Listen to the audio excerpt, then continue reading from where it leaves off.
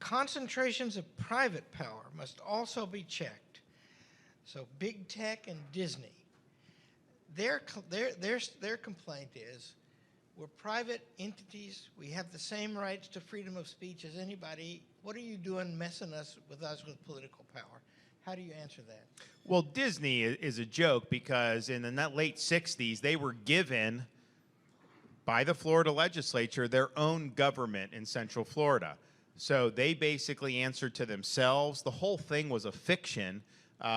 Basically, you had a corporation running 40 square miles of territory right in the heart of Florida. And so that had basically gone on and was kind of untouchable just because they exercised so much political power over the process.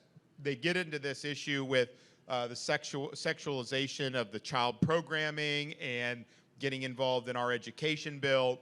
And we just had to look at this and say, okay, do they have a, quote, First Amendment right to be advocating for gender ideology in kindergarten? Yeah, I guess. Is that honestly faithful to their fiduciary duty to their shareholders? I don't think so, but that's not really in my wheelhouse as governor. But what I can tell you is under no circumstances should the state of Florida be subsidizing woke activism by allowing them to have their own government. So we took it away.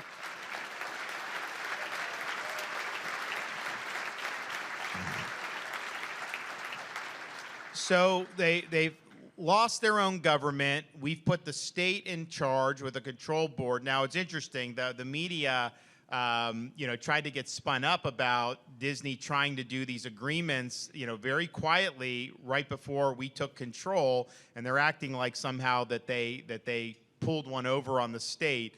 There'll be a lot of that comes out over the next month or two, but suffice it to say, the legislature is going to avoid anything Disney did on the way out the door. But now that Disney has reopened this issue, we're not just going to avoid the development agreement they tried to do. We're going to look at things like taxes on the hotels. We're going to look at things like tolls on the roads. We're going to look at things like developing some of the property that the district owns. And so at the end of the day, I think what Disney has tried to do is they've tried to say that they should be able to operate outside the context of our constitutional system in Florida. No, we took this action prior to the election. We won overwhelmingly.